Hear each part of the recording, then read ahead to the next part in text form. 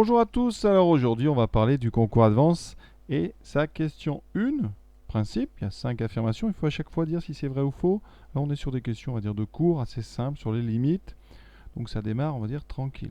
Donc on est parti, première affirmation, une limite de ce qu'on appelle une fonction rationnelle, vous avez un polynôme en haut divisé par un polynôme en bas.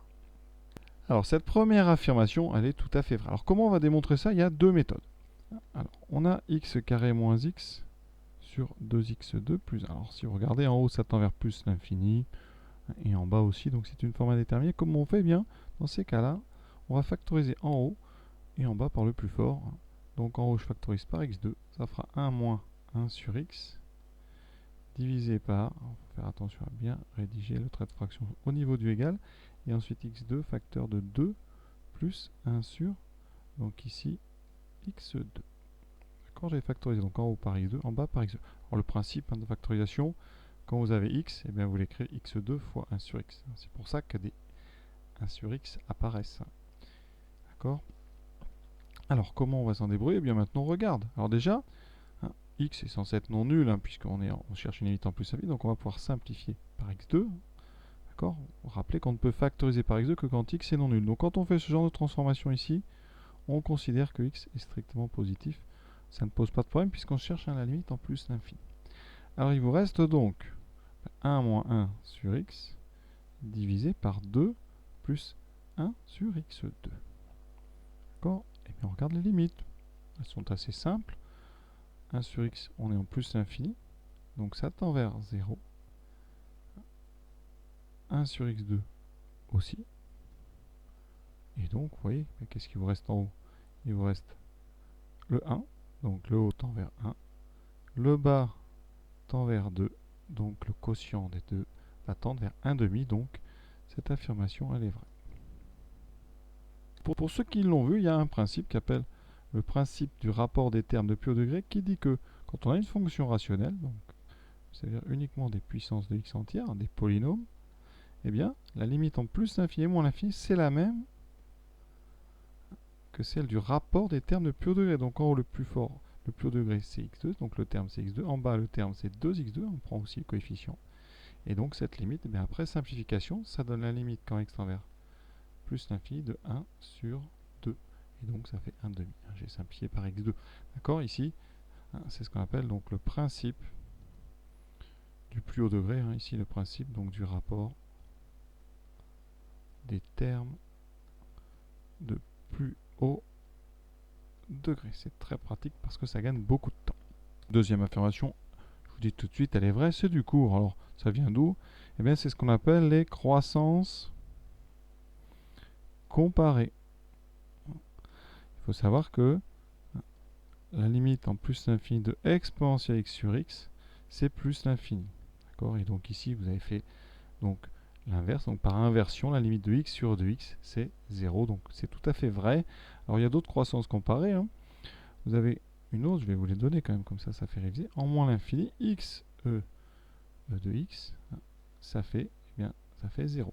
C'est l'exponentielle encore. Vous avez encore, avec du logarithme, donc limite quand x tend vers plus l'infini de ln de x sur x, ça c'est 0, c'est x qui gagne. En 0, vous en avez une autre, donc en 0 plus, x positif, c'est x ln de x. Et ça fait 0 aussi.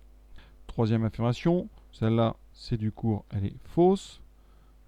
Alors, pas pour preuve, mais pour illustrer, je vous trace la courbe du logarithme. La courbe du logarithme, donc vous devez savoir que ça s'annule en 1 et que ça arrive en bas. Donc le logarithme il est comme ceci. Voilà. Ça c'est donc la courbe d'équation y égale à n de x. Et donc ça rappelle que la limite quand x tend vers 0 par valeur positive, c'est moins l'infini. D'accord? Ça rappelle aussi que ln de 1 est égal à 0. Et donc ici c'est tout à fait faux. D'accord? La limite, je viens de le dire, c'est moins l'infini. Quatrième proposition, donc ici, si 2ln de a plus 1 est strictement positif, alors a est plus grand que racine de 2. Alors là, eh bien, on va tout simplement partir de 2ln de a plus 1 strictement positif. On va transformer. D'accord? Donc ici, ça nous donnerait ln de a plus grand que moins 1 sur 2. Voilà, et donc ici, on peut passer à l'exponentielle, ça ne pose pas de problème. Ça veut dire que exponentielle de ln de a, donc a va être plus grand que exponentielle de moins 1 demi. Donc, A est plus grand. Alors ici, on va quand même transformer parce que il va falloir positionner ça par rapport à racine de E. Alors ici, moins 1 demi, c'est donc E moins 1 à la puissance 1 demi. Donc il y a une histoire de racine carrée. Hein. D'accord. Alors ça, je vais le travailler à côté. Ça, c'est donc E moins 1 puissance 1 demi. C'est donc la racine carrée de E moins 1. Et donc, c'est la racine carrée de 1 sur E.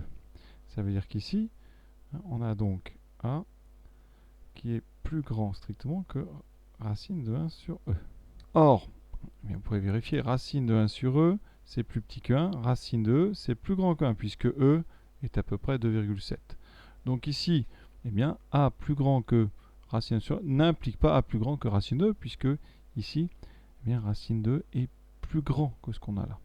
Donc, on peut prendre un exemple d'un nombre, par exemple, si on prend A égale 1,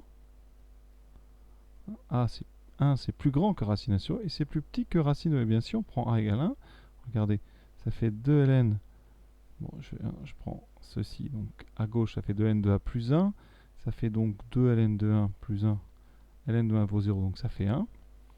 C'est bien strictement positif, et pourtant, et A, c'est-à-dire 1, n'est pas plus grand que racine 2, il est même inférieur ou égal à racine 2.